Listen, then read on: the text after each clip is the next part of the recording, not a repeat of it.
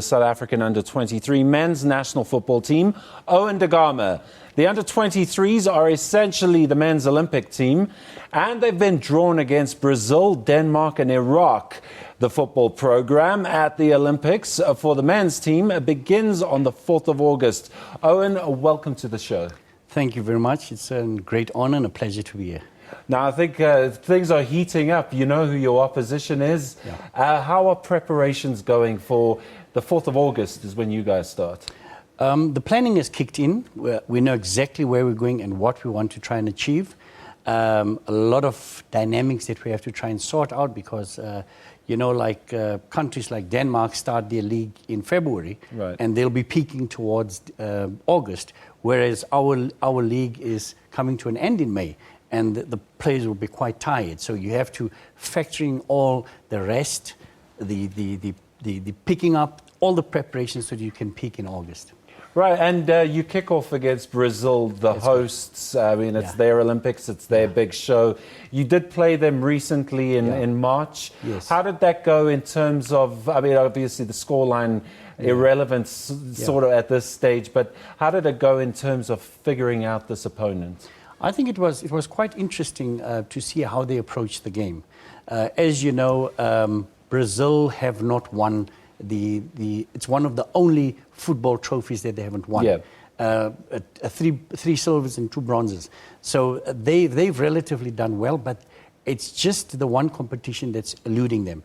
And after the fiasco in the 2014 World Cup where they lost absolutely badly to Germany, it's like, you know, they've got to come back and give a great showing to the nation. So they're pulling no stops to make sure that they do well in this competition. And I mean, it's a unique opportunity for your players. It's an Olympics, but it's also playing Brazil in football in Brazil in a very big tournament.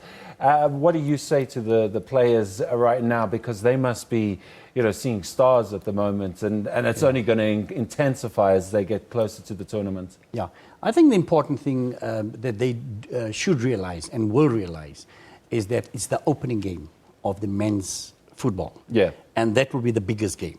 Apart from the final, that's going to be the biggest game. You'll be watched by billions. So they'll be on a stage where they can really go and express themselves and sell themselves to the world. Bigger clubs might see them and make contact and try and get them. So it's a stage on which they can really go to another level. But apart from that, you know, there'll be a lot of pressure on Brazil. There's no doubt about it. There's going to be a lot of pressure on them. And you know, that challenge we change into an opportunity for us, and we say, let's make use of that and let the scoreline be as low as possible or no scoreline at all. And the longer it goes, you know, as you know, with the political instability there as well, the crowd will get fickle and they'll start turning against them. So hopefully we could use that in our advantage. Right. And from a logistical point of view, you also had an opportunity to look at some of the places you'll be playing and check how far distances are between stuff. Is everything under control in that, or do you have any concerns? I know during the World Cup there was a big concern about teams playing in Amazonia. Yes. We've largely avoided that dilemma. Yes, well, we're not going to Manaus, you know. We will be playing in Brasilia, just over 2 hours from Sao Paulo. And it's you know, it's a footballing country. So you know, everything is in place. There are stadiums, there are training facilities. The unfortunate thing is there's no big team in the 1st, 2nd, 3rd or 4th division from Brasilia. Gama is a team that's trying to get into the 4th. So the facilities are not, you know, as good as in Rio and Sao Paulo, but it's quality facilities. We'll be staying near a lake. Fortunately, it's a massive hotel we'll be sharing with Brazil, Iraq, and Denmark.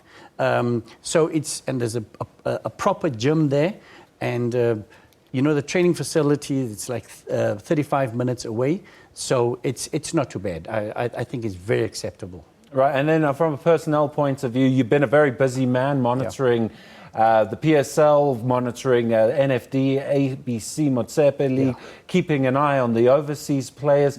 Have you got an idea of where your squad's going? Yeah, I think the fortunate thing is that we had a very good team in Senegal. We understood where we lacked, where we need to strengthen. Right.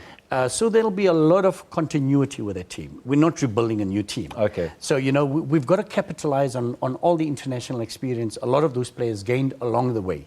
So it's like just carrying on and trying to strengthen the team and get quality opposition, of the highest order.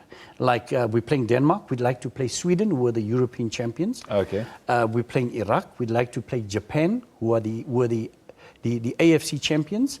And we'd like to play countries like Mexico, the defending Olympic champions. Right. You've got to play the best so that you could be very close to the group teams that you're playing against. And how is that going to... Is it look like you're going to get the teams that you need to play in the build-up? Well, all I can say is that, management is pulling all stops to make sure that we get them. But it's not in our hands, If they don't want to play us for some reason or other, or if they're engaged in other matches, it will be very difficult. But we're really pushing to get as close to that as possible. Right. Another facet of this tournament is you're allowed 3 overage players in your squad. Do you have an idea of who you're looking for? And obviously, this must be an ability to bring in leadership into a young team. Yeah, I think that's big time. You need to bring in the correct senior players who will offer leadership, will mentor the younger players, and will lead by example. Right. I think that's important.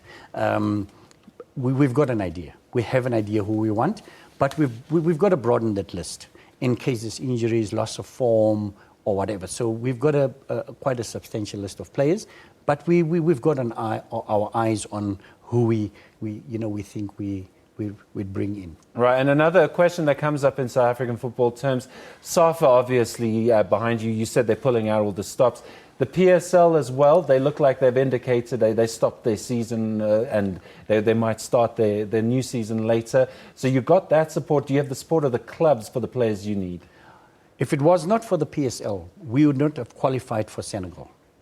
They made sure during a non-FIFA weekend they stopped and they allowed us to get the players to play against Zimbabwe, to have all the necessary players that we need. Right. When we went to Senegal, they stopped the PSL action and allowed us to get all the players. And to me, if it was not for the PSL, none of this would have been possible.